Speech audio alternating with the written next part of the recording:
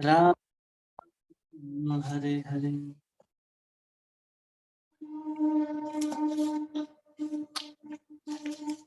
हरे कृष्णा प्रभु जी प्रणाम। हरे कृष्णा प्रणाम।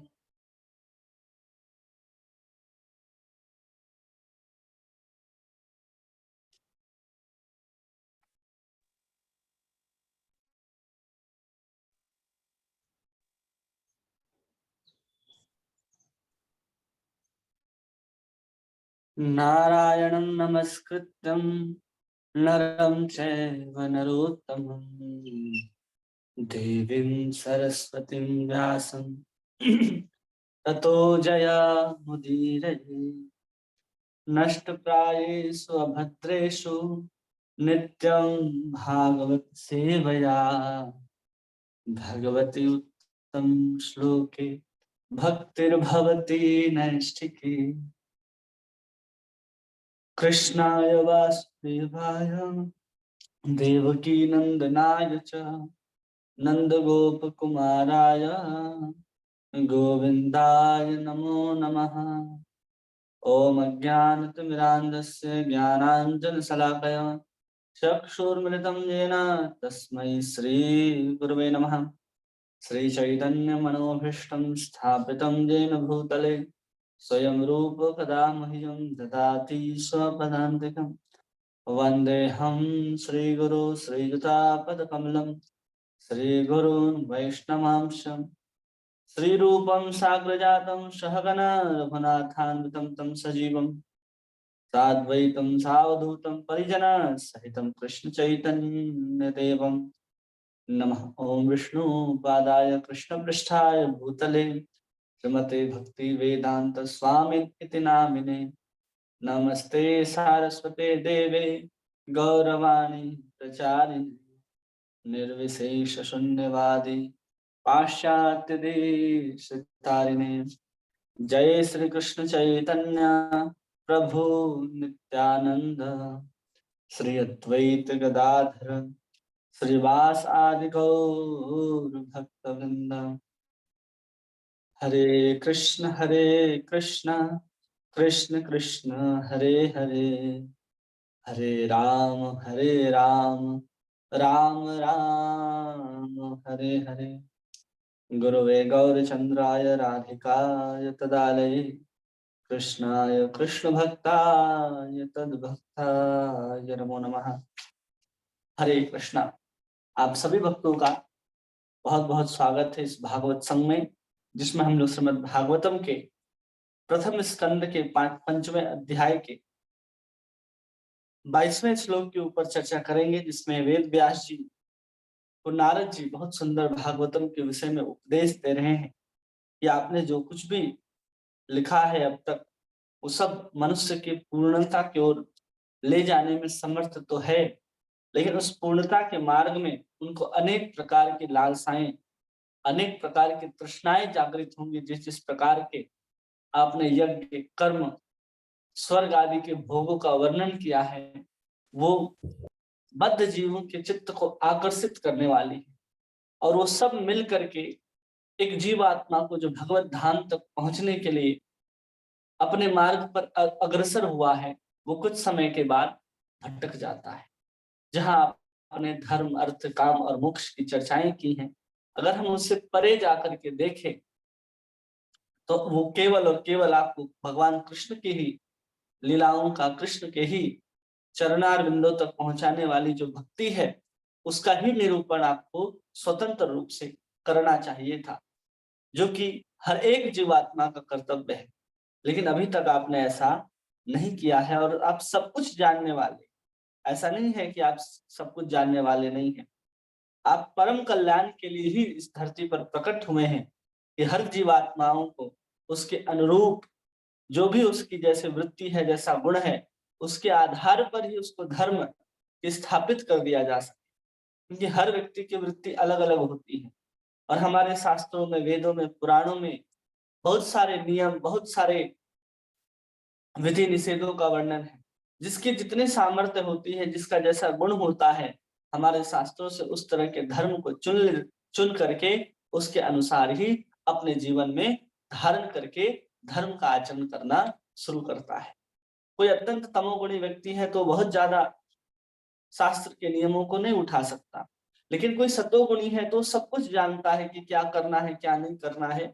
उसके अनुरूप ही शास्त्र के भक्ति परक वचनों को सुन करके अपने जीवन में भगवान कृष्ण की भक्ति को सम्मिलित करके वो भक्ति मार्ग में आगे बढ़ने का प्रयास करता है।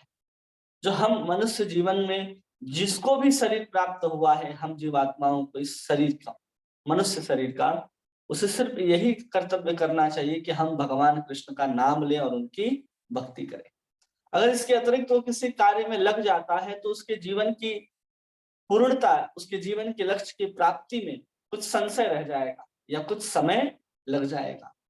इसलिए सब कुछ छोड़ करके भगवान के शरण में जाने के लिए ही भागवतम जैसे ग्रंथों की रचना करने के लिए नारद जी वेद व्यास जी को सब ज्ञान के रूप से अपने पूर्व जन्म आदि के कथाओं के माध्यम से आगे बताने वाले हैं कि कितना महत्वपूर्ण है भगवान की भक्ति, और उसके अतिरिक्त और कोई सरल सहज साधन नहीं है जिसके द्वारा भगवान श्री कृष्ण के चरणों से हमें प्रेम हो सके। हमारा स्वभाव है कि हम तुरंत गलत चीजों को पकड़ते हैं, हमारा स्वभाव है कि हम तुरंत संसार की ओर मुड़ जाते हैं। जैसे पानी होता है ना, पानी वो ऊपर से हमेशा नीचे की ओर ही बहता है, तो हमारा भी स्वभाव ऐसे ही हो गया है कि हम ऊपर नहीं जाना चाहते। ऊपर जाने के लिए बड़े बड़े मोटर्स लगते हैं, तब जाकर के बोरवेल से या कुआं से फिर पानी नीचे से ऊपर जाता है। इसलिए अच्छा बोलने के लिए, अच्छा सुनने के लिए, अच्छा व्यवहार करने के लिए व्यक्ति को प्रयास करना पड़ता है, लेकिन गलत बोलने के लिए, गलत सोचने के लिए, गलत क्रिया करने के लिए उसे आज के समय में, आज के परिप्रेक्ष्य में, आज के परिदृश्य में देखें तो किसी अन्य प्रयास की आवश्यकता नहीं होती। वो सरलता से गलत मार्ग पर जा सकता है, सरलता से गलत शब्द बोला जा सकता है, सरलता से किसी के ऊपर गलती देखी जा सकती है। ये सब आज के युग का प्रभाव है। इसलिए आज के युग के प्रभाव के अनुसार हमें अपने आप को इतना सतर्क करना है कि कलयुग में कौन हमें बचा सकता है। तो भगवान कहते हैं हरेर नाम हरेर नामेव केवलम कलौ नास्तेव नास्तेव नास्तेव गतिरन्यथा। कलयुग केवल नाम आधारा, कलौ केशव कर कीर्तनान। ऐसे अनंत प्रकार के शास्त्रों में वचन भरे पड़े हैं कि कलयुग में क्या करना उचित होगा, कलयुग में क्या सही होगा। तो सब एक साथ ही भगवान के नाम का ही उद्घोषणा करते हैं कि नाम के अतिरिक्त और कोई उपाय नहीं है, और कोई उपाय नहीं है, और कोई उपाय नहीं है। अब उसी नाम संकीर्तन के माध्यम से श्रीमद् भागवत जो है वो कहा जा रहा है वेद व्यास जी को कि आप पूर्ण रूप से कृष्ण की कथाओं का और कृष्ण की लीलाओं का ही निरूपण भागवत में कीजिए ताकि बद्ध जीवों का कल्याण हो सके। उसी के उपदेश में आगे कहते हैं नारद जी वेद व्यास जी को, एदम हे पुंसस्तपसः श्रुतस्य वा स्पष्टस्य सुक्तस्य च बुद्धितयो अविच्युतो अर्थ कविभिः निरूपितो यदुत्तम श्लोक गुणानुवर्णनम। कह रहे हैं कि विद्वान मंडली ने यह स्पष्ट निष्कर्ष निकाला है कि तपस्या, वेद अध्ययन, यज्ञ, ज्ञान तथा श्लोके के उच्चारण रूपी ज्ञान की उन्नति का अचूक प्रयोजन उत्तम श्लोक भगवान की दिव्य लीलाओं का वर्णन में जाकर के पूर्ण होता है। इसमें पूर्ण होता है, चाहे आप तपस्या कर रहे हैं तो भी भगवान के दिव्य लीलाओं में जाकर के उसका परिवसान होना चाहिए, उसका उद्देश्य होना चाहिए, उसका प्रयोजन होना चाहिए। हम लोगों ने दूसरे अध्याय में पढ़ा ना कि यज्ञ के स्वरूप भी कौन है, वासुदेव परावेदा, वासुदेव परामखा, वासुदेव पराविद्या। सब कुछ वासुदेव है। तपस्या भी वासुदेव, यज्ञ भी वासुदेव, विद्या भी वासुदेव, अध्ययन भी वासुदेव, वेद का लक्ष्य भी वासुदेव है, भगवान ही है। हम लोगों ने पहले ही इस चीज को समझ लिया है। उसी चीज को यहाँ समझा रहे हैं कि जितने भी विद्वान मंडली हैं संसार में, बड़े बड़े ऋषिगण जो थे, उन्होंने स्पष्ट रूप से निष्कर्ष निकाल दिया है कि जो भी हम तपस्या करते हैं, वेद अध्ययन करते हैं, यज्ञ करते हैं अथवा दान करते हैं, यह श्लोक रूपी उच्चारण का जो ज्ञान हमारे पास है, उन सब का उद्देश्य केवल उत्तम श्लोक मतलब भगवान के दिव्य लीलाओं का वर्णन में जाकर के ही पूर्ण होता है। कोई वेद पढ़ लिया लेकिन भगवान की लीलाओं कथाओं का गान नहीं करता तो वेद अध्ययन का कोई लाभ नहीं है। कोई बहुत हजारों लाखों सालों तक तपस्या करने का घोषणा करता है कि हमने इतने साल तक तपस्या किया है, या कोई कहते हैं कि हिमालय में हम 50 साल से तपस्या कर रहे थे, लेकिन फिर भी आकर के आपको सांसारिक ज्ञान ही दे तो समझना चाहिए इसको तपस्या उपस्या करने का कोई लाभ प्राप्त नहीं हुआ।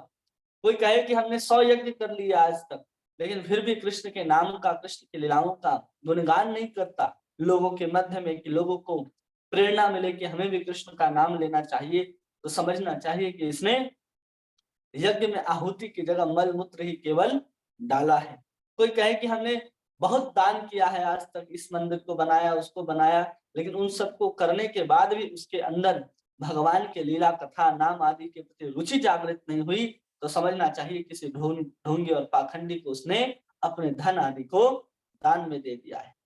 कोई अगर बहुत उच्चारण कर सकता है श्लोक का बहुत स्पष्टता के साथ, तो भी उसे चाहिए कि कृष्ण के कथाओं का, लीलाओं का ही गान करे, तब जाकर के उसका लक्ष्य, क्योंकि तपस्या अपने आप में पूर्ण नहीं है, वेद अध्ययन अपने आप में पूर्ण नहीं है, दान अपने आप में पूर्ण नहीं है और श्लोक आदि को पढ़ना याद करना भी अपने आप में पूर्ण नहीं है, जब तक हम उनके माध्यम से भगवान कृष्ण के लीलाओं का गुणगान नहीं करते हैं। इस चीज को यहाँ पर कह रहे हैं नारद जी, वेद व्यास जी, कि आप सब कुछ जानते हैं फिर भी आपने उत्तम रूप से भगवान के लीलाओं का गुणगान नहीं किया है।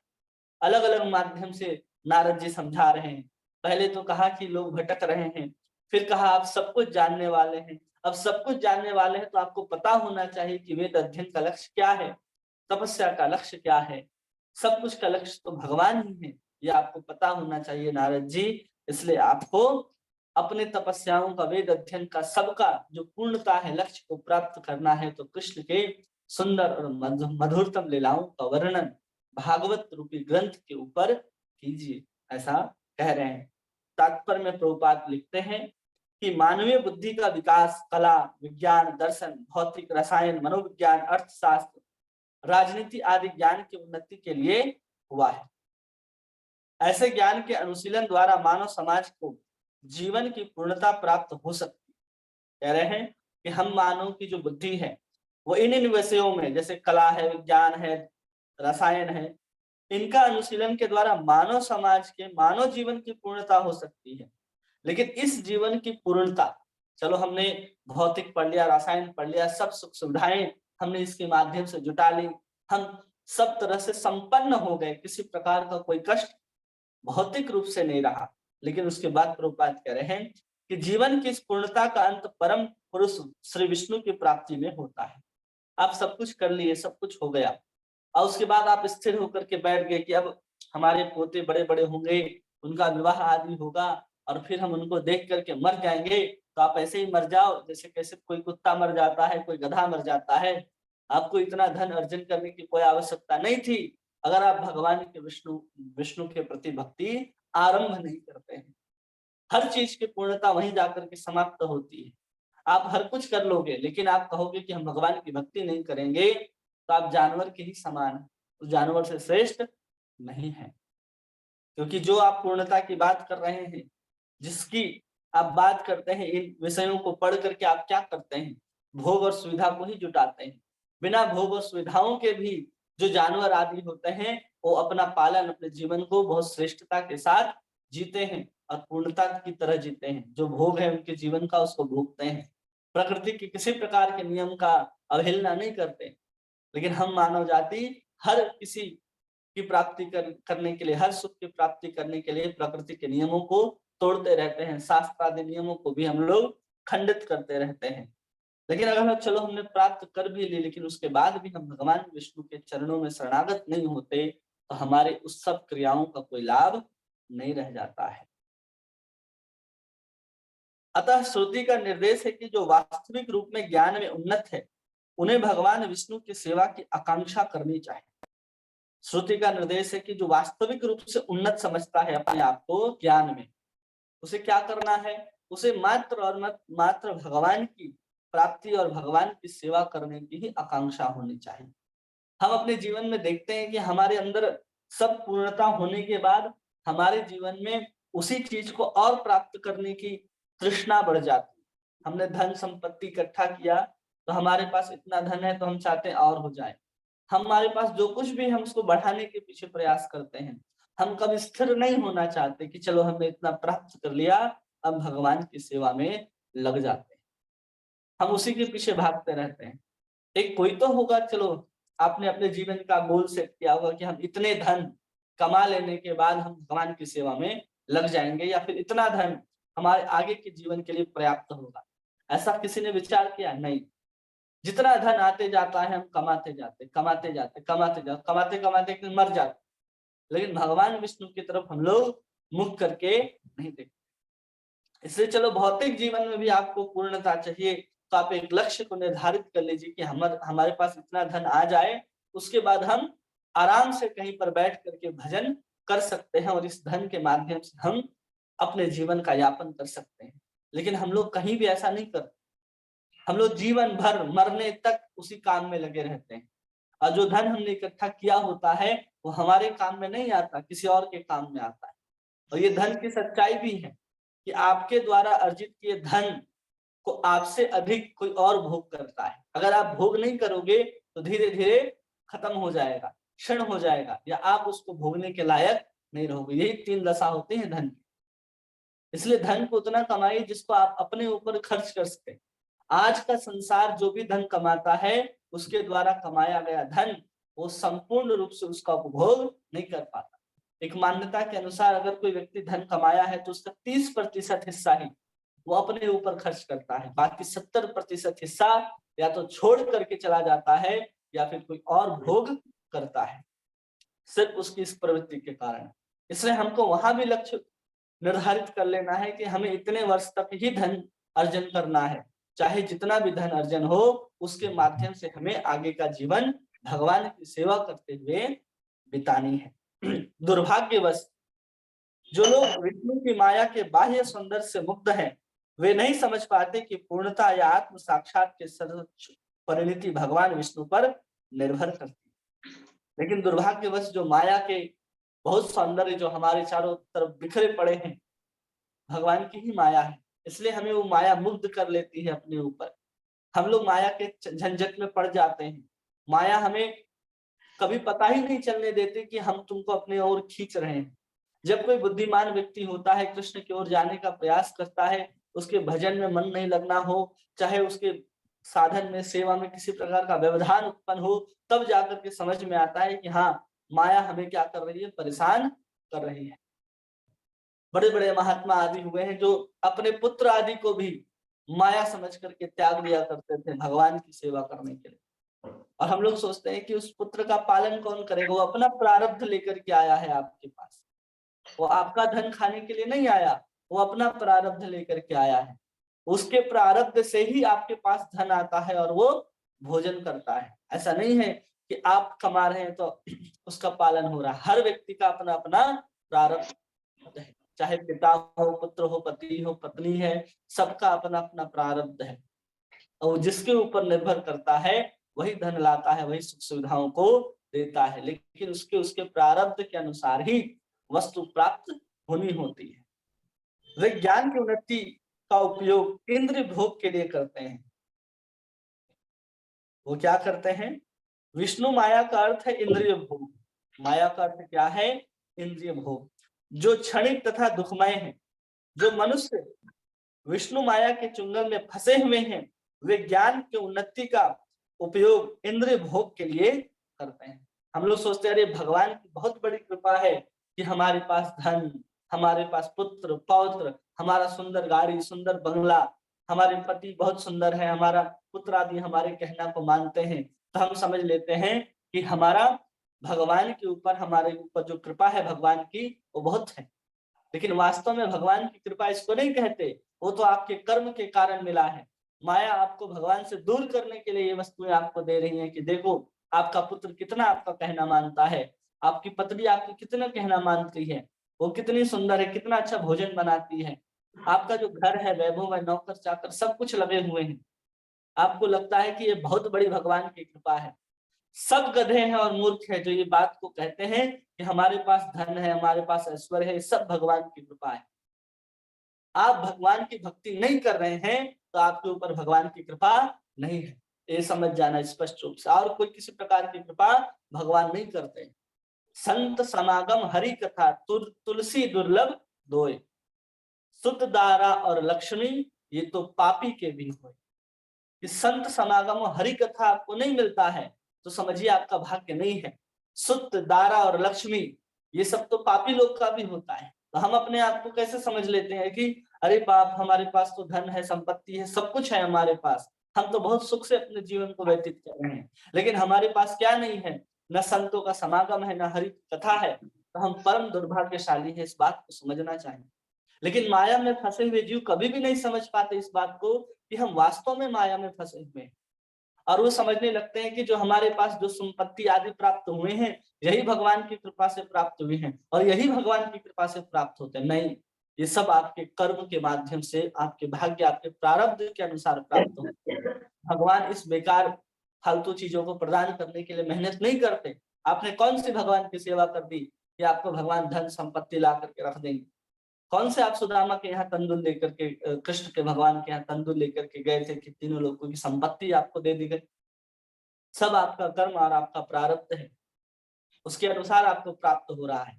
लेकिन आपको करना क्या है? केवल और केवल भगवान कृष्ण की भक्ति करनी है। उसके बाद भी अगर आप नहीं करते तो माया ने आपको अपने चुंगल में फंसा रखा है।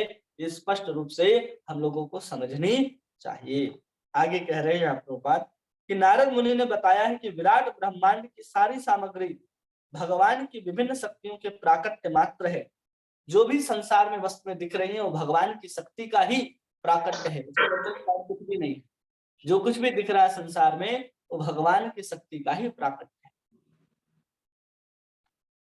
क्योंकि उन्होंने अपनी अकल्पनीय शक्ति द्वारा सृजित जगत की क्रियाओं और प्रतिक्रियाओं को गति प्रदान की है। अपने शक्ति के द्वारा जो प्रतिक्रियाएं होती हैं, जो गति होते हैं, जो ये ब्रह्मांड आदि जो घूम रहे हैं, ये सब निर्जीव है, ये सब जड़ हैं, लेकिन फिर भी वो क्या है? उसके अंदर कोई ना कोई अवश्य प्रकार से भगवान की पराशक्ति विद्यमान रहती है। जैसे शरीर भी जड़ है, इसके अंदर पराशक्ति भगवान की चेतन शक्ति आत्मा विराजमान होने के कारण शरीर गतिशील होता है। उसी प्रकार ब्रह्मांड के जितने भी चीज आपको इधर उधर चलते घूमते फिरते दिखाई देते हैं, उस सब के अंदर कोई ना कोई जीवात्मा है, जिसके कारण हर वस्तु अपने अपने स्थान पर टिकी है। हम लोग कहते हैं ना सूर्य तो केवल जड़ है, जड़ नहीं, सूर्य हमारे लिए देवता है और देवता है तो उसकी हम लोग आराधना भी करते हैं। चंद्र हमारे लिए केवल एक धूल का गोला नहीं है, वहां पर देवता विराजमान है, चंद्र देव विराजमान है। हर वस्तु हमारे लिए पहाड़ पहाड़ नहीं है, वो भी देवता है। समुद्र ऐसे समुद्र नहीं है कि सब नदियों का पानी को पी रहा है, तो समुद्र भी एक देवता है, नदी भी हमारे लिए देवी के समान है। सब हमारे लिए चेतन स्वरूप है, सबका हमारे और आपके जैसा स्वरूप है। आप माँ गंगा को देखे होंगे तो देखेंगे मगरमच्छ के ऊपर बैठे हुई एक सुंदर देवी का प्रतिमूर्ति बनाई जाती है। हमारे लिए कोई नदी नदी नहीं, वो एक प्रतिमूर्ति भगवान आपके और हमारे जैसा ही उनका स्वरूप होता है। आप जो कुछ भी देख रहे हैं ब्रह्मांड में सब कुछ, इसलिए भगवान कह रहे हैं उनकी गति को प्रदान करते हैं और उन्हीं के शक्ति से उद्भूत है, उनकी शक्ति पर ही आधारित है, स्वतंत्र नहीं है, सब उनकी शक्ति पर ही आधारित है और प्रलय के पश्चात उन्हीं में लीन हो जाती है। अतएव उनसे भिन्न कुछ भी नहीं, किंतु साथ ही वे सदैव उनसे भिन्न रहते हैं। लेकिन उनसे अलग कुछ भी नहीं, लेकिन भगवान इन सबको करने के बाद भी इससे अलग रहते हैं, क्योंकि भगवान की शक्ति के द्वारा सब कुछ होता है। वास्तव में भगवान स्वयं कुछ नहीं कर रहे हो। जबकि ज्ञान की उन्नति का सदुपयोग भगवान की सेवा के लिए किया जाता है तो संपूर्ण प्रक्रिया परिपूर्ण बन जाती है। हमारे पास जो भी ज्ञान है, जो भी विद्याएं हैं, जो भी शक्ति है, उन सब का उपयोग अगर हम भगवान कृष्ण की सेवा के लिए करते हैं तो ही हमारे लिए कहा जाएगा कि आपने अपने ज्ञान की उन्नति जो किया है उसका आप सदुपयोग कर रहे हैं। भगवान तथा उनका दिव्य नाम, यश, महिमा इत्यादि सभी कुछ उनसे अभिन्न है। चाहे भगवान का नाम हो, भगवान का रूप हो, भगवान का लीला हो, भगवान का यश हो, भगवान की महिमा हो, भगवान का धाम हो, भगवान के मित्र हो, भगवान के भक्त हो, भगवान के साज सामग्री हो, ये सब कुछ भगवान से अभिन्न होते हैं। उनमें और भगवान में कोई भेद नहीं होता है। अतएव समस्त मुनियों तथा भगवत भक्तों ने संस्तुति की है कि कला, विज्ञान, दर्शन, भौतिकी, रसायन, मनोविज्ञान तथा ज्ञान की अन्य शाखाओं का उपयोग पूर्ण रूप से केवल भगवान की सेवा के लिए किया जाए। इन सबका उपयोग किस लिए किया जाए? भगवान की सेवा के लिए। आप कला में बहुत निपुण है तो भगवान के लिए बहुत सुंदर सुंदर वस्त्र आदि बना सकते हैं, उनमें आप डिजाइन बना सकते हैं। आप अगर दर्शन में निपुण है तो आप किसी को भगवान का जो दर्शन है उसको समझाने के लिए सहायक बन सकते हैं।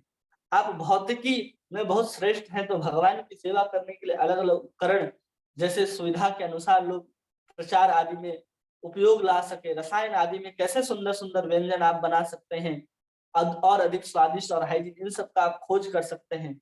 आप मनोवैज्ञानिक है तो कोई व्यक्ति को कृष्ण का नाम, कृष्ण की कथा सुना करके उसको कृष्ण की ओर मुड़ करके उसकी मानसिक स्थिति को सुधार सकते हैं। ज्ञान की जितनी भी शाखाएं हैं हम सब शाखाओं के माध्यम से कृष्ण की सेवा कर सकते हैं। भगवान की सेवा के लिए किया जाए। कला, साहित्य, पद्य, चित्रकला आदि का उपयोग भगवान का यश गान में किया जा सकता है। कला हो, साहित्य हो, पद हो, इन सब का गान भगवान के लीलाओं का गान करने के लिए किया जा सकता है। और प्रभुपाद आगे समझा रहे हैं कि उपन्यासकार हो, कवि हो या विख्यात साहित्यकार हो, सामान्य रूप से कामुक विषयों का लेखन में संलग्न रहे, किंतु यदि ये भगवान की सेवा में लग जाएं और भगवान के दिव्य लीलाओं का वर्णन कर सकते हैं, वे क्या कर सकते हैं? भगवान के दिव्य लीलाओं का वर्णन कर सकते हैं। लेकिन वो क्या लिखेंगे? संसार की बात को, वही कामुक बातों को लिखेंगे और बेस्ट सेलर का अवार्ड मिलेगा और दुनिया में ख्याति हो जाएगी और कुछ भी फिर बकेंगे और लोग उसको स्वीकार करेंगे कि हाँ यही प्रामाणिकता है, आज की यही सच्चाई है। वाल्मीकि एक महान कवि थे। वाल्मीकि जो थे एक महान कवि थे। उसी प्रकार श्रील वेद व्यास एक महान लेखक हैं और ये दोनों ही श्री भगवान की लीलाओं का वर्णन करने में लगे रहे। ये दोनों ने क्या किया? भगवान की लीलाओं का ही वर्णन किया, उसके अतिरिक्त इन्होंने कोई कार्य नहीं किया। सबसे पहला छंद हो, श्लोक हो, पद हो, जो भी कहें, उसको सबसे पहले लिखने वाले थे वाल्मीकि मुनि। वाल्मीकि मुनि ने सबसे पहले रामायण लिखा है और रामायण को लिखने के बाद ही वो जो श्लोक को जैसे रचना करते हैं ना अनुष्टुप छंद में, वो सब फिर वेद व्यास जी ने उन्हीं से सीखा। रामायण को पढ़कर ये श्लोक कैसे रचे जाते, और फिर वेद व्यास जी को भी आइडिया आ गया कि हम कैसे अलग अलग छंदों में मीटर बना सकते हैं। तो वेद व्यास जी के जो भागवत में आप देखेंगे गद्य भी मिलेंगे, पद्य भी मिलेंगे, अलग अलग अक्षरों के श्लोक मिलेंगे। लेकिन वाल्मीकि रामायण में देखेंगे तो सब अनुष्टुप छंद के श्लोक हैं। तो सबसे पहले उनको श्लोक प्राप्त हुआ था उनकी ब्रह्मा जी की प्रेरणा से, वाल्मीकि जी को प्राप्त हुआ और फिर वहीं से वेद व्यास जी को भी प्राप्त हुआ। तो ऐसे लोगों ने पहली बार कवि के रूप में, संस्कृत कवि के रूप में ये दोनों ही विख्यात हुए।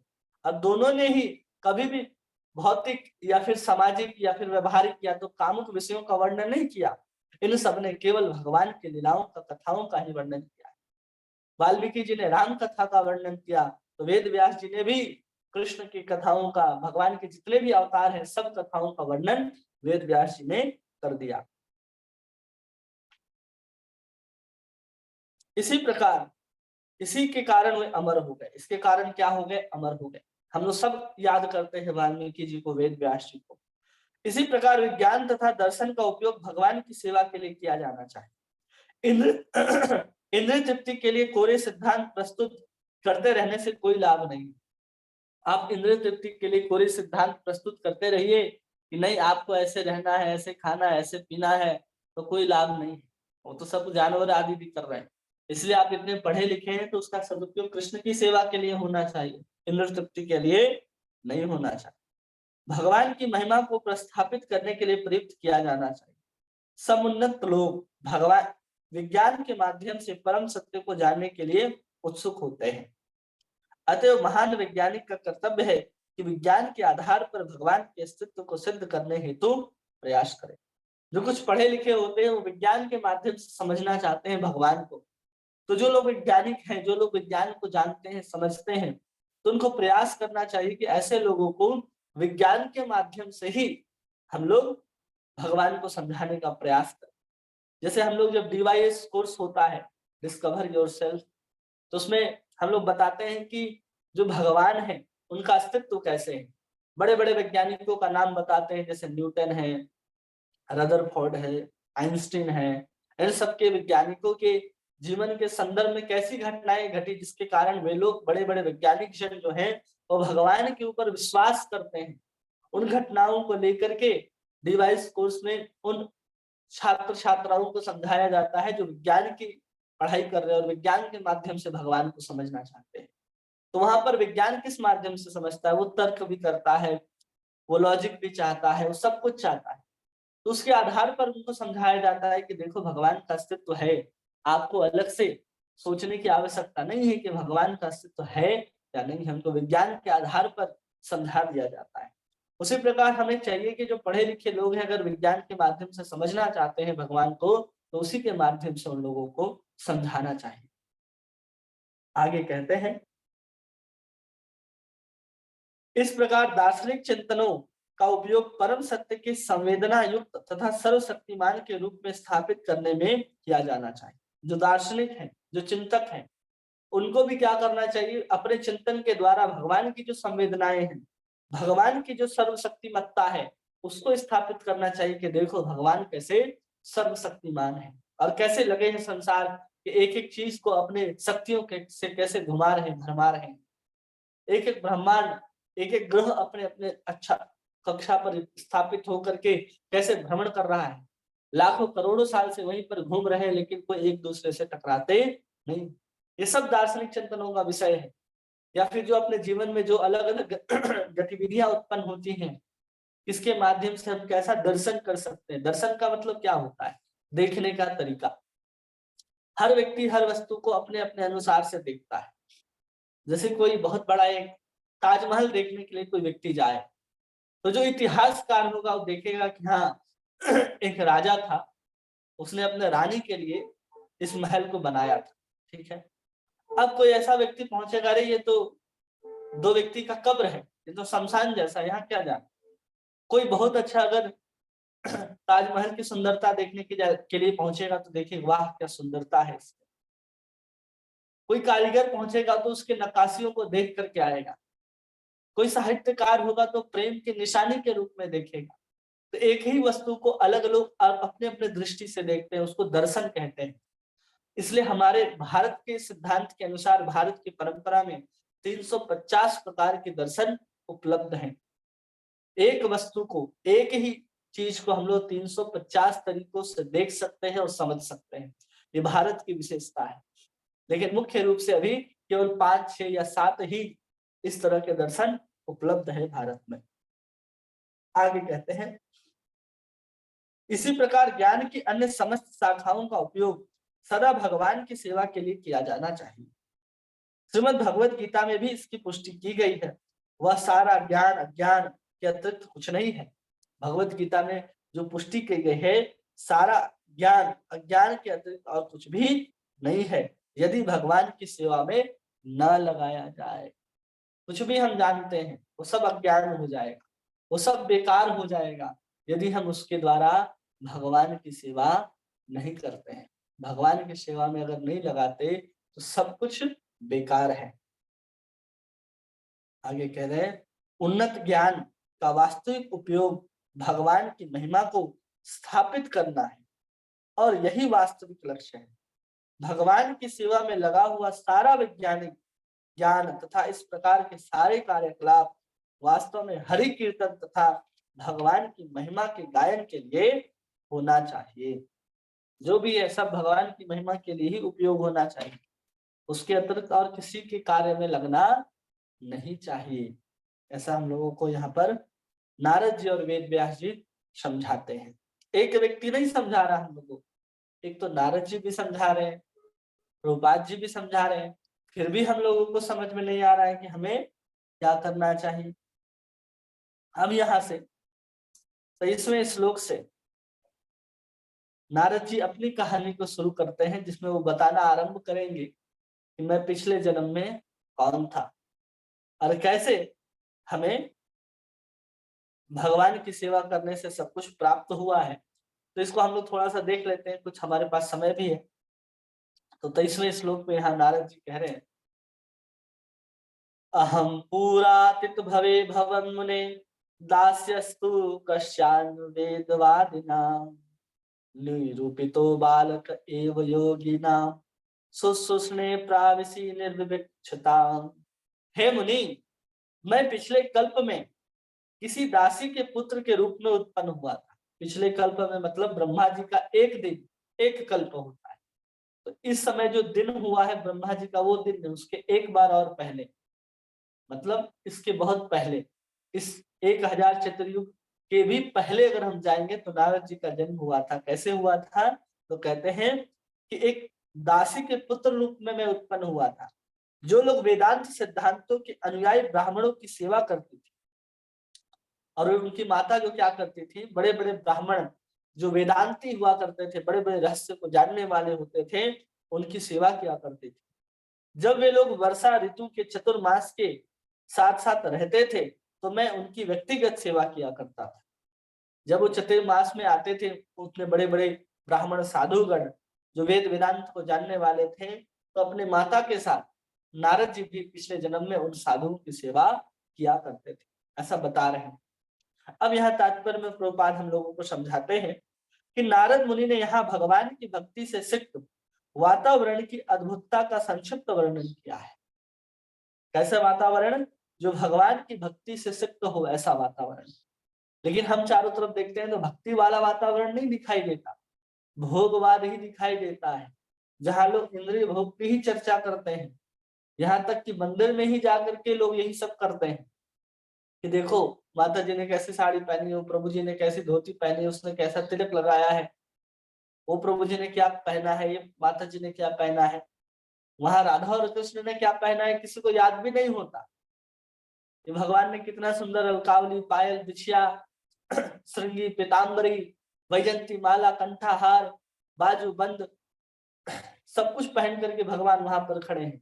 लेकिन उनके ऊपर ध्यान ना जाकर सबका अतिरिक्त विषयों के ऊपर ध्यान जाता है। भगवान की लीलाओं कथाओं को छोड़ करके, हाँ प्रभु जी बताइए आपका कैसा चल रहा है, ये प्रश्न पूछते हैं। तो ये सब क्या है? भगवान के मंदिर में भी जाकर के वहां का वातावरण भगवान की भक्ति से सिक्त नहीं देखा जाता। इसलिए यहाँ पर कह रहे हैं कि वातावरण की अद्भुतता का संक्षिप्त वर्णन कर रहे हैं नारद जी कि कैसे उनको भक्ति प्राप्त होती है, और आज मंदिर भी जाकर के लोग भक्त क्यों नहीं बन पाते हैं, इसको यहाँ पर समझाया जा रहा है। एक अत्यंत तुच्छ माता पिता की संतान थे, वे पढ़े लिखे भी नहीं थे, तो भी उनकी समस्त शक्ति भगवान की सेवा में संलग्न रहने के कारण वे अमर मुनि बन गए। क्या हो गया कि जो उनके माता पिता थे बहुत ज्यादा पढ़े लिखे नहीं थे, लेकिन जो ब्राह्मण आदि आते थे उनकी बहुत अच्छे से सेवा करते थे। 4 महीने तक कोई अगर आपके घर में आकर के रुक जाए कोई साधु, तो आप तो परेशान हो जाएंगे कि अरे 4 महीने तक।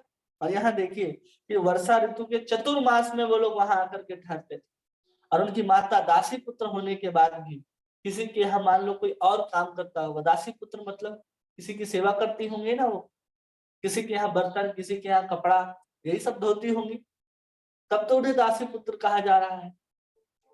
अब वो दासी होने के बाद भी ब्राह्मण उनके यहाँ जब आकर के रुके, तब उन्होंने ये नहीं कहा कि हम आपकी सेवा नहीं कर सकते हैं। आज कोई 2 दिन से ज्यादा रुक जाए कि प्रभु जी आप कब जा रहे हैं, कि आपकी ट्रेन, वापसी की ट्रेन कब है, ऐसा लोग पूछ लेते। लेकिन यहाँ लोग 4 महीने तक रुके हैं, और दासी पुत्र के अंदर जो भाव है कि हमें ब्राह्मणों की, कृष्ण भक्तों की सेवा करनी है, वो पूरी दृढ़ता के साथ किए जा रही है। भक्तिमय सेवा की शक्ति है, ऐसी होती है भक्तिमय सेवा की शक्ति कि अगर कोई उसके सेवा में लग जाए, भक्तिमय सेवा में, तो उनका जो पुत्र था वो नारद जी के रूप में अगले कल्प में, मतलब इस कल्प में वही दासी पुत्र जो है नारद जी के रूप में आए हैं। ऐसी शक्ति है भगवान की सेवा में। सारे जीव भगवान की तटस्था शक्ति है, अतएव उनकी सार्थकता भगवान की दिव्य प्रेमा भक्ति करने में है। जब ऐसा नहीं हो पाता तो मनुष्य की स्थिति माया कहलाती है। जब व्यक्ति भगवान की प्रेमा भक्ति में नहीं लगा होता और अन्य किसी गतिविधियों में, क्रियाकलापों में लगा होता है, तो ऐसी स्थिति को यहाँ पर माया कहा जा रहा है। अतएव जो ही मनुष्य अपनी पूरी शक्ति का इंद्रिय भोग में लगाने के बजाय भगवान की सेवा में लगाता है, तो माया का भ्रम तुरंत ही दूर हो जाता है। आपकी जितनी भी शक्ति है, आप अपने लिए अगर उपयोग न करके भगवान के लिए लगाते जाएंगे, तो देखेंगे आपके ऊपर से माया का आवरण धीरे धीरे हटते जाएगा, क्योंकि आपने अपनी शक्तियों का, अपने विद्या का, अपने संपन्नता का सबका सदुपयोग भगवान की सेवा के लिए कर दिया। इसलिए माया धीरे धीरे क्या करेगी, आपको छोड़ते चली जाएगी। नारद मुनि के पूर्व जन्म की निजी उदाहरण यह स्पष्ट है कि भगवान की सेवा उनके प्रामाणिक सेवकों की सेवा से ही प्रारंभ होती है। नारद जी की पूर्व जन्म की घटना इस बात को पुष्ट करती है कि अगर किसी को भक्ति चाहिए तो कैसे प्राप्त होगा, तो उनके प्रामाणिक सेवकों की सेवा से ही हमें प्राप्त होगा। भगवान के भक्त की सेवा करके ही हम भक्ति को प्राप्त कर सकते हैं। ये नारद जी के पूर्व जन्म के चरित्र से भी स्पष्ट होता है। भक्त की सेवा भगवान की सेवा से भी मूल्यवान, भक्त की सेवा भगवान की सेवा से भी अधिक मूल्यवान है। भगवान की सेवा करना, तो भगवान की सेवा आप कैसे करेंगे? आपका भगवान से कोई संपर्क नहीं है, आपको भगवान नहीं जानते। क्यों? क्योंकि आपने अभी तक किसी भक्त के शरणागत या भक्त के माध्यम से भगवान का संबंध ज्ञान को नहीं जाना। तब तक आप भगवान की सीधे सेवा नहीं कर सकते। कई लोग देखा देखी ले आते हैं कि चलो हम भी भगवान की सेवा करेंगे, तो वैसे आप भगवान की सेवा नहीं कर सकते, वो नहीं चलता है। जब तक आप भक्त की सेवा कर करके आप विग्रह की सेवा नहीं सीखते हैं, पहले आपको भगवान की सेवा करनी है, तत्पश्चात आपको भक्त की सेवा करनी है, उसके बाद ही आपको भगवान की सेवा करनी है।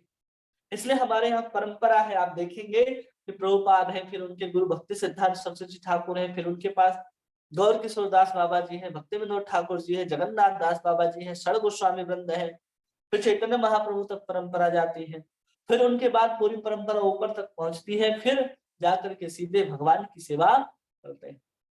इसलिए हमारे यहाँ जो परंपरा है गुरु शिष्य परंपरा है। आप सीधे भगवान की सेवा नहीं करते, हम पहले भगवान के भक्तों की सेवा करते हैं। इसलिए भगवान से अधिक मूल्यवान क्यों है? क्योंकि भक्त की सेवा से ही हमें भगवान की सेवा प्राप्त होने वाली है। सीधे भगवान की सेवा करेंगे और करते रहेंगे, कोई लाभ नहीं होगा। लेकिन क्षण भर के लिए हम किसी साधु की सेवा कर दें तो हमें जीवन भर के लिए भगवान अपना लेंगे। इसलिए यहाँ पर अधिक मूल्यवान कहा गया। अतएव मनुष्य को चाहिए कि भगवान की सेवा में निरंतर रत रहने वाले भगवान के किसी प्रामाणिक सेवक को चुने। जो भगवान की सेवा में रत है, ऐसे सेवक को चुनना चाहिए और उसे अपना गुरु बनाए और उस गुरु की सेवा में अपने आप को लगाए। ऐसा गुरु एक पारदर्शी माध्यम है जिससे उन भगवान का दर्शन किया जा सकता है। गुरु क्या होते हैं? पारदर्शी माध्यम होते हैं जिसके माध्यम से वो भगवान को देख सकता है। जो भौतिक इंद्रियों के बोध से परे हैं, जो हमारे इंद्रिय भौतिक बोध है जिससे हम इंद्रियों का ज्ञान करते हैं, किसी अन्य वस्तु को देख करके उससे परे हैं, प्रामाणिक गुरु की सेवा के अनुपात से ही भगवान उसे अपनी अनुभूति कराते हैं। जो जिस भावना के साथ, जिस दृढ़ता के साथ अपने गुरु की सेवा करता है, उसी दृढ़ता के साथ, उसी अनुपात में भी भगवान भी उसे अपना दर्शन कराते हैं, अपनी अनुभूति कराते हैं। भगवान की सेवा में मानवीय शक्ति का सदुपयोग मुक्ति का प्रगतिशील पथ है। भगवान की सेवा में अगर मानव अपने शक्ति का सदुपयोग करने लग जाए तो समझना चाहिए कि अपने संपूर्ण शक्ति का सदुपयोग कर रहा है। प्रामाणिक गुरु के मार्गदर्शन में भगवान की सेवा करने पर संपूर्ण विराट सृष्टि तुरंत भगवान से अभिन्न बन जाती है। अगर कोई सही में प्रामाणिक गुरु की सेवा में है, प्रामाणिक गुरु से श्रवण आदि करता है, तो उसे पूरी की पूरी सृष्टि जो है भगवान से अभिन्न दिखाई देने लग जाएगी। कि कैसे भगवान की जो नदियां हैं वो कैसे भगवान के सिराओं के रूप में है। ये जो सुंदर आकाश दिखाई दे रहा है भगवान की अंग कांति से ही व्याप्त नीला वर्ण उसको प्राप्त होता है। ये सुंदर जो वृक्ष आदि दिखाई दे रहे हैं भगवान की रोमावली ही है। ये पहाड़ पर्वत सब भगवान की हड्डियां ही है। जब इस तरह से देखना शुरू कर देता है व्यक्ति, सुनने प्रामाणिक गुरु के शरण में जाकर के उनसे श्रवण कीर्तन के माध्यम से पूरा विश्व भगवान से अभिन्न प्रतीत होने लगता है। सक्षम गुरु की यह कला ज्ञात रहती है कि प्रत्येक वस्तु का उपयोग भगवान के यश दान के लिए किया जा सकता है। जो गुरुजन होते हैं वो प्रत्येक वस्तु का उपयोग भगवान के गुणगान में कर सकते हैं। अतः उनके मार्गदर्शन से भगवान के सेवक के दिव्य कृपा से संपूर्ण जगत को वैकुंठ में परिणत किया जा सकता है। अगर कोई शरणागत कोई गुरु के शरण में हो तो भौतिक जगत में भी वो वैकुंठ का आनंद प्राप्त कर सकता है। वैकुंठ कैसे हो सकता है? वो घर में ही भगवान के विग्रह की स्थापना करे, सुबह शाम आरती करे, कीर्तन करे, जप करे, भागवत का अध्ययन करे, लोगों को बुला बुला करके गीता आदि उसको पढ़ाए, तो वैकुंठ आपका घर ही आपका वैकुंठ हो जाएगा। इसलिए कोई गुरु के शरणागत में जाता है तो उसके जीवन में परिवर्तन आते हैं, और उस जीवन में जो परिवर्तन आते हैं उस परिवर्तन के माध्यम से ही वो अपने जीवन को वैकुंठ जैसा बना लेता है, जहां भगवान के अतिरिक्त और कोई नहीं रहते हैं। चारों तरफ उन्हें भगवान ही भगवान दिखाई देने लग जाते हैं, उसके मन में बुद्धि में हर जगह भगवान ही भगवान होते हैं, तो भगवान की ही सेवा में लग जाता है। लेकिन हमारे पास क्या है, प्रमाणिक गुरु की अभी तक उपलब्धता नहीं है। मिलते भी है तो हम उनके प्रति शरणागत या सेवक के रूप में नहीं हो पाते, इसलिए भगवान उनके ऊपर कृपा नहीं करते, क्योंकि भक्त के माध्यम से ही तो भगवान कृपा करने वाले हैं। इसलिए भक्त के माध्यम से कृपा प्राप्त होने वाली, इसलिए भक्त की हमें सेवा करनी चाहिए। इस बात का हम लोगों को ध्यान रखना चाहिए। जिस माध्यम से आप भक्त की सेवा कर सके, वो जो बता रहे हैं अगर आप उसको भी अपने जीवन में उतारेंगे तो भी भक्त की सेवा है।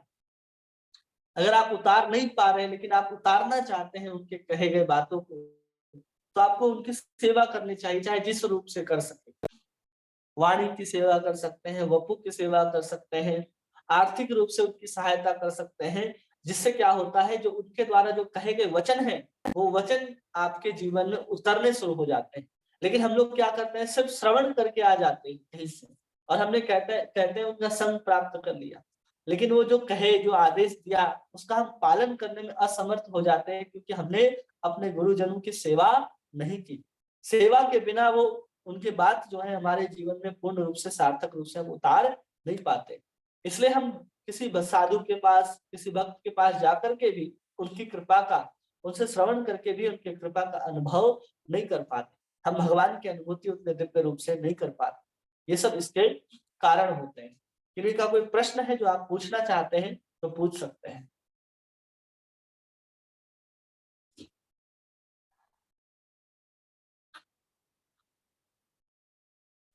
हरे कृष्णा प्रभु जी, दंडवत प्रणाम। दंडवत प्रणाम। प्रभु जी, आज आपने ना एक बहुत अच्छी बात बताई कि हम सारे इतने मूर्ख है ना, कमाने में लगे हुए, बस जोड़ने में लगे हुए, जबकि हम जितनी कमाई करते हैं उसका 30% भी यूज नहीं कर पाते।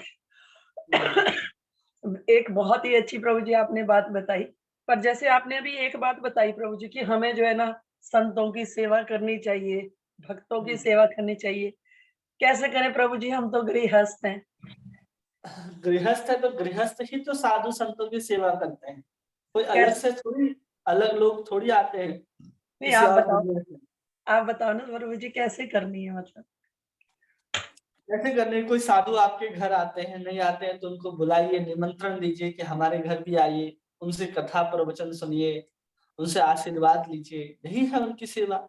उस माध्यम से आप उनकी सेवा कर सकते हैं। कभी समय निकालिए कि जब आपको ऑफिस न जाना पड़ता हो, छुट्टी है, तो साधु संत महात्मा आपके घर आए, कथा जी। हो, प्रवचन हो, कीर्तन हो, सुंदर भोजन कराइए उनको, आर्थिक रूप से उनकी सहायता कीजिए, क्योंकि वो तो और कोई कार्य नहीं करते। जो भगवत भक्त होते हैं वो तो भगवत कृपा पर ही आश्रित रहते हैं, वो तो कमाने नहीं जाते।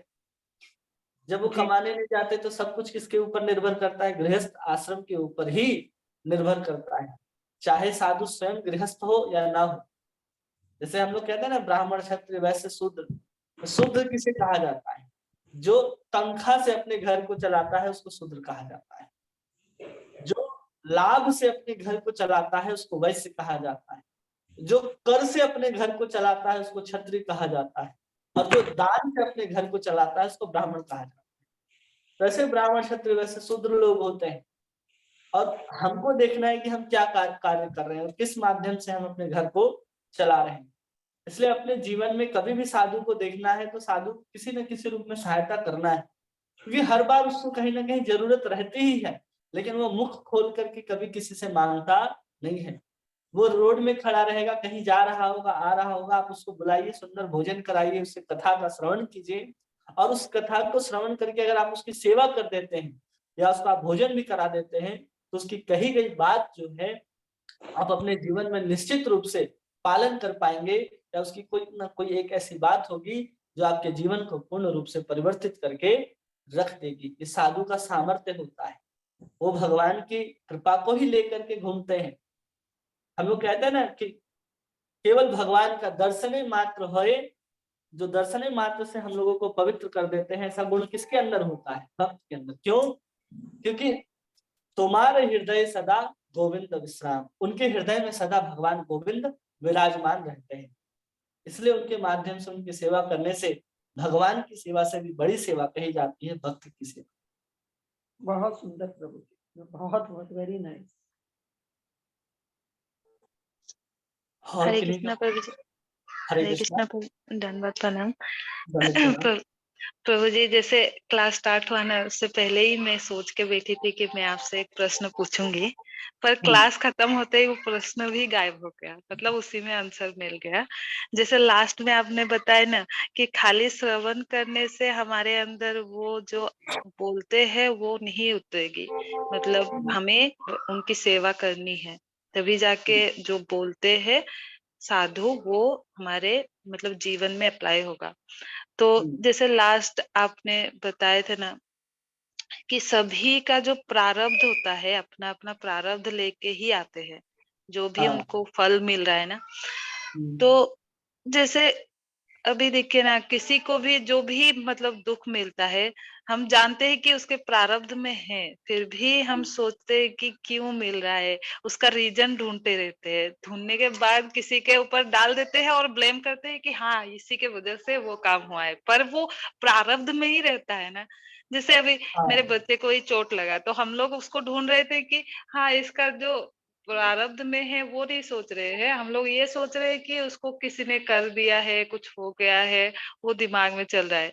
और उसके बाद जैसे जन्म में जो पिछले जन्म का जो कर्म होता है उसका फल भी उसको मिलता है, पर बचपन में किसी को मिलता है, किसी को जाके बुढ़ापे में मिलता है, वो बात मतलब समझ में ही नहीं आती है। इतना कम जो लोग अच्छे काम करते रहते हैं उसको भी वो सब मतलब इतना जल्दी मिलता है, वो मतलब दिमाग में नहीं आ रहा है कैसे मतलब उसको हो रहा है, उस तकलीफ को अभी देखे ही नहीं जा रहे प्रभु जी। नहीं, मैं ऐसा वही जरूरी सोच। नहीं है कि वो जब बड़ा हो जाएगा तो ही उसे दुख तकलीफ मिलेंगे, सब प्रकृति का खेल है। प्रकृति के नियम के अनुसार जब जिसने जैसा कार्य किया हो वही प्रारब्ध बन करके आता है, और केवल पिछले जन्म का प्रारब्ध नहीं होता। अगर आप अपने इस जीवन को देखिए और आपने जो जो कर्म किया है, अगर वही आपको कह दिया जाए कि इसके आपको फल स्वरूप अगले जन्म में दिया जाएगा, आपकी हालत खराब हो जाएगी। भगवान क्या करते हैं ना कि आपके हजारों करोड़ों जन्म के प्रारब्ध जमा है, और उसमें से कुछ कुछ निकाल करके देते हैं कि ये दे दो, ये दे दो। जैसे हम लोग कहीं घूमने के लिए जाते हैं तो हमारे पास ड्रॉर में कपड़े भरे पड़े रहते हैं, हम लोग निर्धारित करके जाते हैं ये चाहिए, ये जरूरत होगा, ये पड़ेगा, ये कपड़ा पहन लेते हैं, ये वस्तु लेकर के जाते हैं, ये भोजन करेंगे हम रास्ते में, पहले से हमको प्राप्त मिल जाता है। वैसे ही प्रकृति हमें क्या करती है, अपने उस प्रारब्ध रूपी खजाने से हमें क्या करती है, जो इस जीवन में जो हमें आगे जीवन प्राप्त होने वाला है उसमें क्या क्या सुख दुख आना वो पहले से हमें छाट छाट करके देती है। ऐसा नहीं कि हमने पिछले जन्म में किया उसको उठा करके एज इट इज हमें दे दिया जाता है, वैसे नहीं होता। वो सब अपने अपने हिसाब से दिया जाता है। कोई पुत्र कोई पति अगर आपके साथ उसका संबंध हो रहा है, उसका प्रारब्ध और आपका प्रारब्ध जब मिलेगा तो उसमें कैसे सब कुछ आना है उसके आधार पर मिलेगा, क्योंकि हर बार तो आप उसके पुत्र उसके पति उसके माँ होने वाले नहीं है, वो तो हर जीवन में परिवर्तन होगा ना। तो उसके आधार पर ही प्रकृति हमें अलग अलग कर्म और कर्म फल सुख दुख आदि देती है।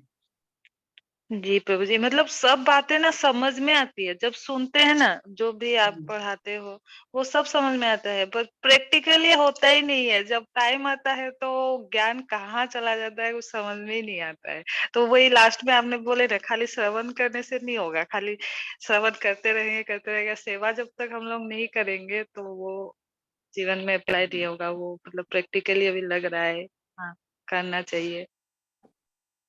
धन्यवाद प्रभु जी। और एक अच्छा बात बोले आपने, जब भगवान की कृपा को हम लोग कैसे जानते हैं, अगर हमें एक अच्छा मतलब घर मिल गया, गाड़ी मिल गया और पति बच्चे वो सब है, तो मतलब हम भगवान की कृपा मान रहे थे, पर ऐसा नहीं है। आपने बहुत अच्छा से उसको क्लियर कर दिया। हरि बोल, हरे कृष्ण। हरे कृष्णा। और किन्हीं का कोई प्रश्न है, कोई माता जी प्रभु जी पूछना चाहते हैं?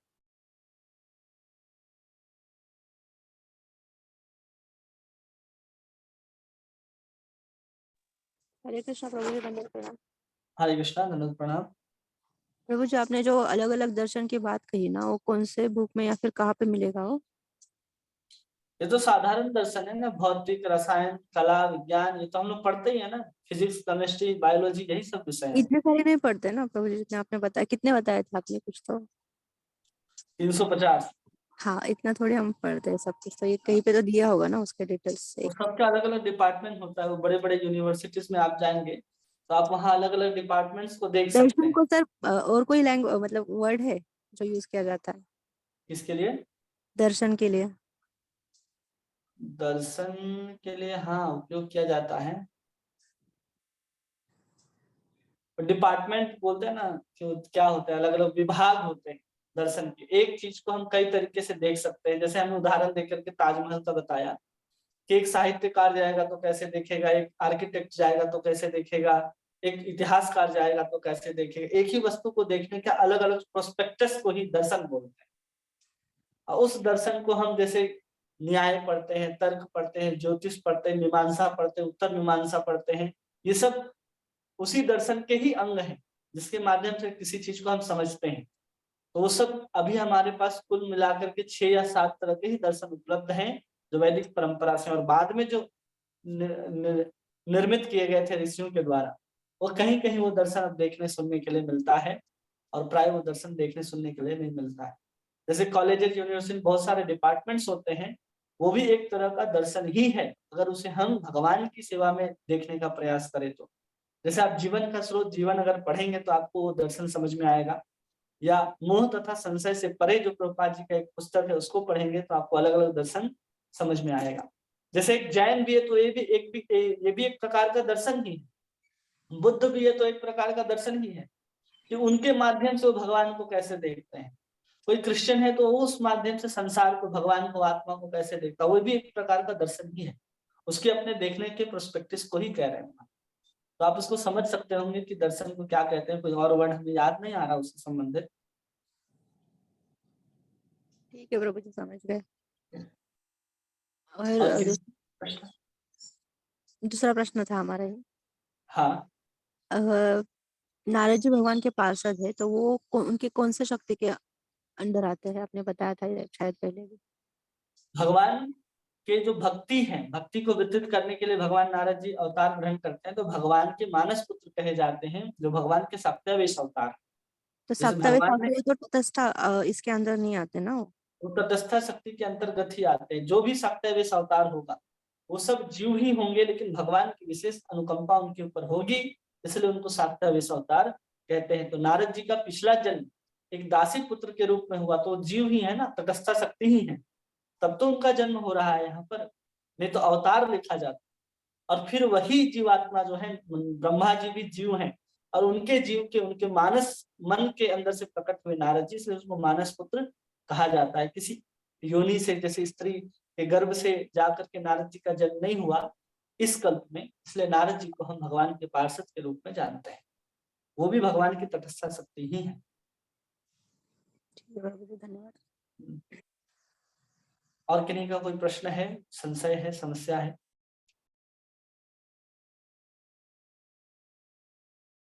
हरे कृष्णा प्रभु जी। प्रभु जी, जैसे नारद जी पिछले जन्म में दासी पुत्र थे, और हाँ, इस कल्प में वो ब्रह्मा जी के मानस पुत्र बने, वो कैसे? वो नहीं समझी मैं।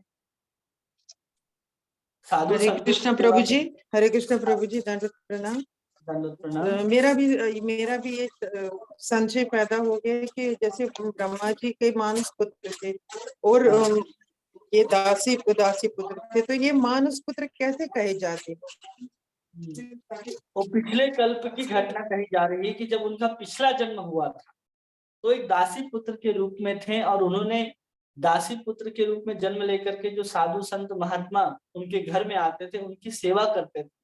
उनकी सेवा करने के बाद जब उनको उनके माध्यम से गुरु भगवान के प्रति भक्ति जागृत हो गई और वो भगवान की भक्ति करने लग गए, और जब वो भगवान की भक्ति करने लगे तो भगवान का क्षण मात्र ही दर्शन हुआ, और केवल इंतजार में गुजार दिया उन्होंने कि हमें भगवान का दर्शन होगा, भगवान का दर्शन होगा। और उस आशा के साथ जब उस शरीर को त्यागते हैं ब्रह्मा जी का वो दिन समाप्त होता है, रात्रि आती है और पुनः अगला दिन होता है ब्रह्मा जी का, तो वही नारद जी मतलब वही जीवात्मा जो पिछले जन्म में दासी पुत्र के रूप में जन्म लिए थे, उनका इस बार का जन्म वो ब्रह्मा जी के मानस पुत्र के रूप में होता है, केवल और केवल भगवान के भक्तों की सेवा करने के कारण। अच्छा प्रभु जी, मतलब वो जब शरीर छोड़े तो वो ब्रह्मा जी के मन में चले गए। हाँ, और फिर वहां से उत्पन्न हुए। जी जी, हरे कृष्ण। धन्यवाद प्रभु जी, धन्यवाद। धन्यवाद। और किन्हीं का कोई प्रश्न है? नहीं है। हरे कृष्णा कृष्ण कृष्ण हरे हरे, हरे राम राम राम हरे हरे। वाञ्छाकल्पतरुभ्यश्च कृपा सिन्धुभ्येव च पतितानां पावनेभ्यो वैष्णवेभ्यो नमो नमः। अनंत कोटि वैष्णव वृंद की जय। नामाचार्य श्री हरिदास ठाकुर की जय। हरे कृष्ण महामंत्र की जय। श्री श्री राधा माधव अष्ट सखी वृंद की जय। नवद्वीप मायापुर धाम की जय। श्री श्री गौर निताई भगवान की जय। श्री श्री राधा रमन लाल की जय। वृंदावन धाम की जय। ग्रंथराज श्रीमद् भागवत महापुराण की जय। श्रील प्रभुपाद की जय। आप सब भक्त वृंद की जय। आप सभी भक्तों का बहुत बहुत धन्यवाद। हरे कृष्णा। हरे हरे कृष्णा प्रभु जी सादर प्रणाम। हरे कृष्ण प्रभु जी, दंडवत प्रणाम। दंडवत प्रणाम। हरे कृष्णा, दंडवत प्रणाम प्रभु जी। दंडवत प्रणाम। हरे कृष्णा। हरे कृष्णा। इस वीक में 21 को श्री महेश पंडित उनका डिसअपीयरेंस डे है। इनका 21 को महेश पंडित, श्री महेश पंडित करके दिया है, पता नहीं कौन है। दूसरे है श्री उद्धारणा दत्ता ठाकुर, उनका भी डिसअपीयरेंस डे है सेम डे पे। फिर 24 को श्री लोचना दास ठाकुर जो है उनका अपीयरेंस डे है। तो तीनों में से किसी के बारे में हम इस संडे ये कर सकते हैं, तो आप डिसाइड करके बता दीजिएगा।